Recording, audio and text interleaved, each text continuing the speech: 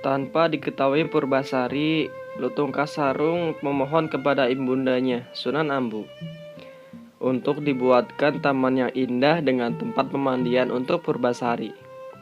Kemudian Sunan Ambu memerintahkan para dewa dan para bidadari turun ke bumi untuk mewujudkan keinginan dari putranya. Para dewa dan bidadari membuatkan taman dan tempat mandi yang sangat indah untuk Purbasari. Pancurannya terbuat dari emas, dinding dan lantainya terbuat dari batu alam yang sangat indah. Para dewa dan bidadari menyebut taman yang indah itu dengan nama Jamban Salaka. Selain dibuatkan telaga dan taman yang indah, para bidadari menyiapkan beberapa pakaian indah untuk Purbasari. Pakaian yang sangat indah dan lembut, yang terbuat dari awan yang lembut dengan hiasan batu-batu permata dari dalam lautan. Tidak ada pakaian di dunia ini yang mampu menandingi keindahan pakaian Purbasari.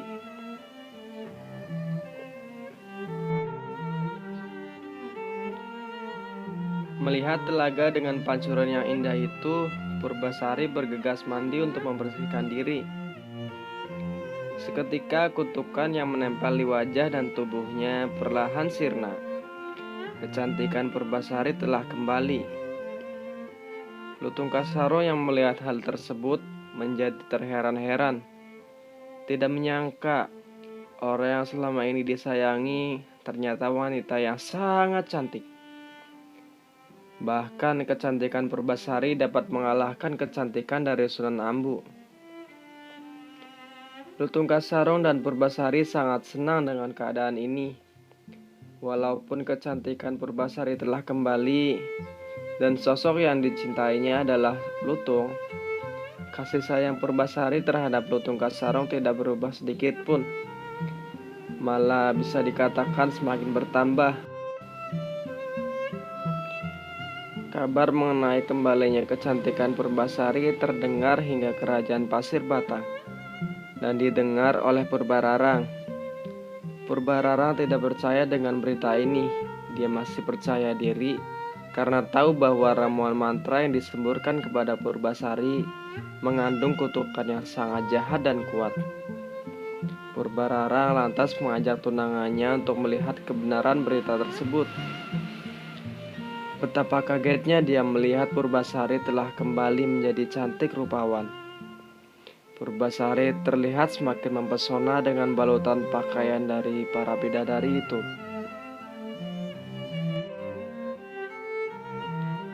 Purbararang khawatir dengan kembalinya kecantikan adiknya Purbasari akan mengancam tahtanya sebagai ratu. Dia pun berpikir mencari cara untuk kembali menyingkirkan Purbasari lagi. Bahkan kali ini dia berniat menyingkirkan Purbasari untuk selama-lamanya. Purbararang lantas menantang Purbasari untuk beradu panjang rambut. Jika rambutku lebih panjang dibandingkan rambut Purbasari, maka leher Purbasari harus dipenggal, kata Purbararang. Setelah diadakan lomba tersebut, ternyata rambut Purbararang sebetis kalah panjang dengan rambut Purbasari. Purbararang sangat malu mendapati kekalahannya. Untuk menutupi kekalahannya, Purbararang mengemukakan tantangan baru untuk Purbasari. Tidak tanggung-tanggung, tantangan ini diucapkan di depan seluruh masyarakat kerajaan Pasir Batang. Dengan suara lantang, agar didengar warga masyarakat, Purbararang berkata, "Jika wajah tunanganmu lebih tampan dibandingkan wajah tunanganku, takhta Pasir Batang akan kuserahkan padamu. Namun jika sebaliknya, maka engkau hendaklah merasakan lehermu dipenggal." Purbasari paham betul dia tidak akan mampu menang pada tantangan kali ini. Namun Purbasari tidak gentar sedikit pun. Cintanya kepada Lutung Kasarung membuatnya tegar. Dia menggenggam tangan Lutung Kasarung. Aku mencintaimu dan ingin kau menjadi suamiku, ucapnya kepada Lutung Kasarung. Air mata berlinang mengalir di kedua pipinya. Lutung Kasarung membalas menggenggam tangan Purbasari, kemudian mengusap air mata yang mengalir di pipinya. Purbararang tertawa dengan sangat lepas. Hahaha, jadi monyet hitam itu tunanganmu? Iya, jawab Purbasari dengan lantang dan mantap. Sebelum Purbararang memerintahkan Algojo untuk memenggal kepala Purbasari, Lutung Kasarung tiba-tiba duduk bersila dengan mata terpejam. Mulutnya terlihat komat kamit. Tiba-tiba asap tebal menyelimuti tubuh Lutung Kasarung. Tidak lama kemudian, asap tebal menghilang.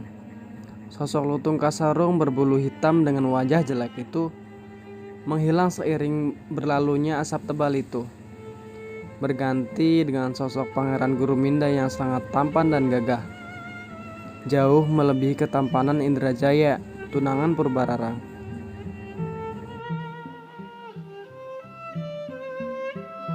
Dalam kondisi itu, Purbararang tidak dapat menyangkal dan mau tidak mau mengakui kekalahannya.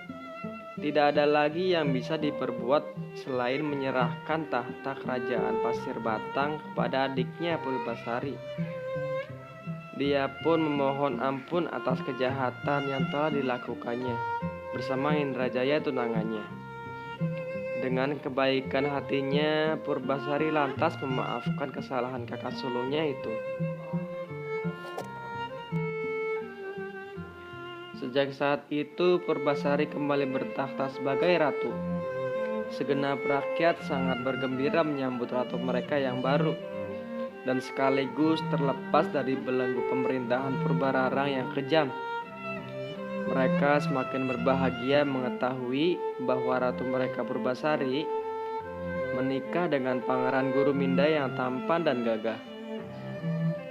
Purbasari dan Pangeran Guruminda pun hidup bahagia bersama dengan menjadi ratu dan raja kerajaan Pasir Batang yang dicintai rakyatnya.